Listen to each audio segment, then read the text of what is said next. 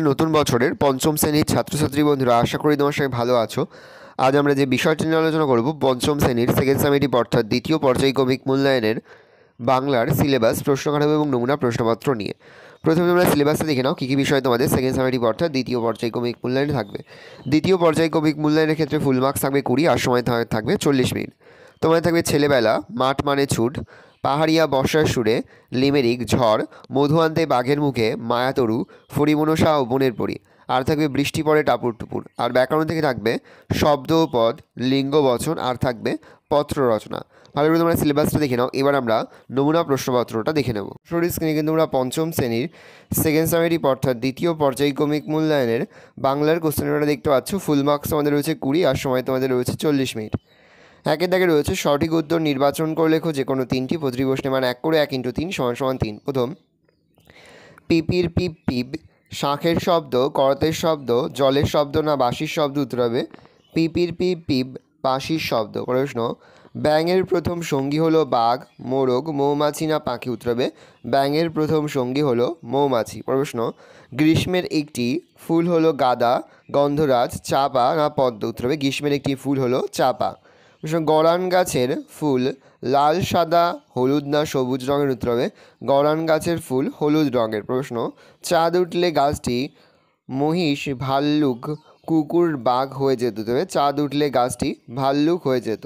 থেকে জুড়ি গাড়ির সইসের হাঁক শোনা যাচ্ছে। জুড়ি গাড়ি হলো ঘোড়ায় টানা, হাতিতে টানা, গরুতে টানা যন্ত্রচালিত গাড়ি। উত্তর হবে ঘোড়ায় টানা গাড়ি। প্রশ্ন, গাছটির সব সবুজ পাতা খেয়ে নিল গরুতে, ছাগলে, ভেড়াতে না হাতিতে? উত্তর হবে গাছটির সব সবুজ পাতা খেয়ে নিল ছাগলে। প্রশ্ন, কুমির ভেবেছিল আলু বোধহয় তার গাছের ফল ফুল শিকড় পাতা? উত্তর হবে কুমির ভেবেছিল আলু বোধহয় তার গাছের ফল।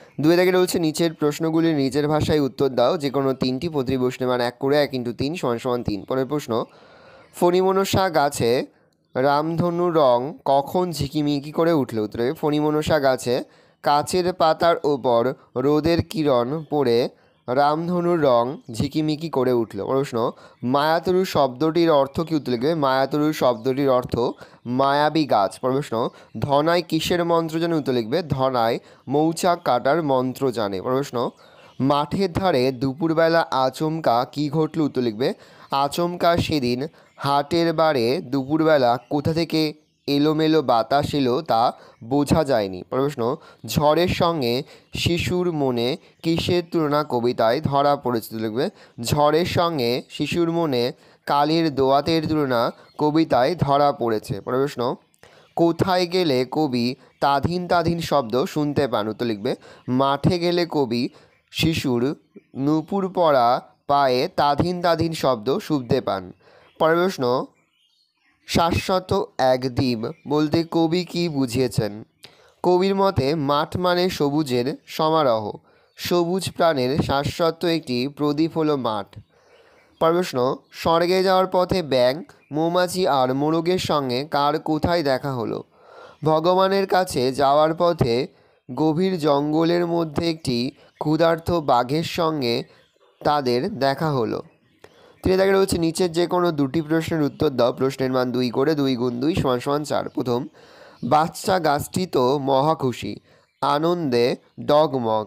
এত আনন্দ কখন হলো বাচ্চা গাছ? উত্তর হবে ফণিমনসা গাছের নিজের পাতাগুলি পছন্দ নয়, সেগুলি খুব বিচ্ছিরি আর ছুচালো বলে সবসময় দুঃখ। বনের পরীর কাছে সে নিজের পাতাগুলি বদলে সুন্দর সোনার পাতা করে দিতে বলেছিল। কথা মতো বনের পরী দ্বারায় নিজের অজস্র ঝলমলে সুন্দর সোনার পাতা দেখে বাচ্চা ফণিমনসা গাছটি খুব আনন্দ হলো বা বাচ্চা ফণিমনসা গাছটির খুব আনন্দ হলো। ভোরবেলাকার আবছায়াতে কাণ্ড হতো কি যে ভেবে পায়নে নিজে। ভোরবেলায় আবছায়া কি কাণ্ড হতো তা আলোচনা করো। মায়াতরুটি সন্ধে হলেই ভূতের নৃত্য শুরু করত। আবার হঠাৎ ঝিলিক মেরে আকাশে মেঘ করলে ভাল্লুক হয়ে ঘাড় ফুলিয়ে গড়গড় করত। যখন বৃষ্টি নেমে আসতো তখন আবার তার কাঁপুনি দিয়ে জ্বর আসতো। বৃষ্টি থেমে গেলে আবার আকাশে চাঁদ উঠত। তখন সেই ভাল্লুক বা সেই গাছের খোঁজ পাওয়া যেত না। সে তখন হীরার মাছ হয়ে লক্ষ লক্ষ মাছের ঝাঁকে ভিড় করত। ভোরবেলার আবছা অন্ধকারে এই সমস্ত ঘটনা কোথায় যেন লুকিয়ে যেত। সেই লক্ষ মাছের মধ্যে একটিও মাছ থাকতো না। কেবল সূর্যের আলো পড়ে ঝিকিমিকি করত রূপালি ঝালরের মতো। প্রশ্ন, কে কিভাবে বাঘের হাত থেকে বেঁচে গেল? ধনয়কে লক্ষ্য করে ঝাঁপ দিলেও বাঘ গিয়ে পড়ল তবলা গাছের ওপর। ধনয়কে লক্ষ্য করে ঝাঁপ দিলেও বাঘ গিয়ে পড়ল তবলা গাছের ওপর।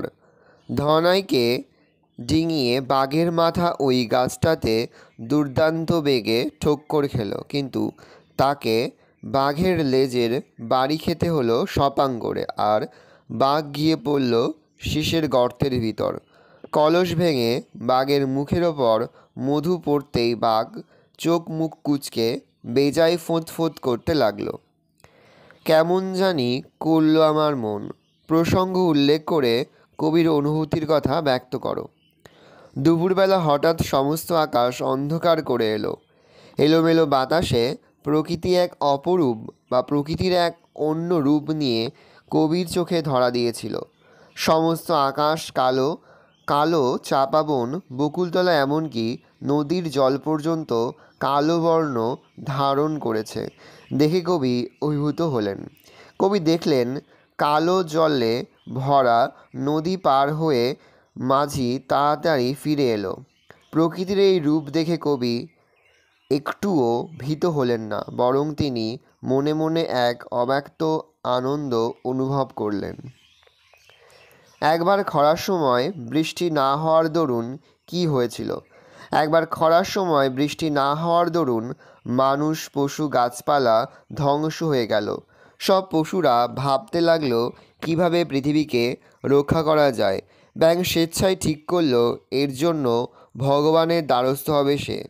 তার কথা শুনে অন্যান্য পশু পতঙ্গ ব্যাঙের সঙ্গী হিসেবে ভগবানের কাছে যাওয়ার ইচ্ছা প্রকাশ করল। অবশেষে ভগবানের প্রাসাদে গিয়ে তারা বুঝেছিল রাজ্যে এত অভাব ও কষ্টের কারণ। সবশেষে ভগবান তার মন্ত্রীদের শাস্তির ব্যবস্থা করলেন এবং ব্যাঙ তাদের জয়ের বার্তা নিয়ে পুকুরে নামতেই বৃষ্টি শুরু হলো। 4 দাগে রয়েছে লিঙ্গ পরিবর্তন করো যে কোনো 3টি প্রতিবর্ষে মান 1 করে 1 × 3 = 3। কবি হবে মহিলা কবি, সাহেব হবে মেম, পুত্র হবে কন্যা, কর্তা হবে গিন্নি, ভদ্রলোক হবে ভদ্র মহিলা, গায়ক হবে গায়িকা, অধ্যাপক হবে অধ্যাপিকা, নায়ক হবে নায়িকা। পরে হচ্ছে নিচের যে কোনো 2টি প্রশ্নের উত্তর দাও। প্রশ্নের মান 1 করে 1 × 2 = 2। উভয় লিঙ্গ কাকে বলে উদাহরণ দাও। বাংলা ভাষা এমন কিছু শব্দ আছে যার দ্বারা পুরুষ ও স্ত্রী উভয়কেই বোঝানো হয়। এগুলিকে উভয় লিঙ্গ বলে, যেমন বাপ মা, স্বামী স্ত্রী, গুরুজন, সন্তান, শিশু, মন্ত্রী, রোগী, বন্ধু ইত্যাদি। লিঙ্গ কয় প্রকার ও কী কী? লিঙ্গ সাধারণত 4 প্রকার: পুংলিঙ্গ, স্ত্রীলিঙ্গ, ক্লিপলিঙ্গ আর উভয়লিঙ্গ। তুমি শব্দের বহুবচন কি উত্তর হবে তোমরা। বচন বলতে কি বোঝো? বাংলায় বচন কত প্রকার ও কী কী? প্রত্যেক ক্ষেত্রে 2টি করে উদাহরণ দাও।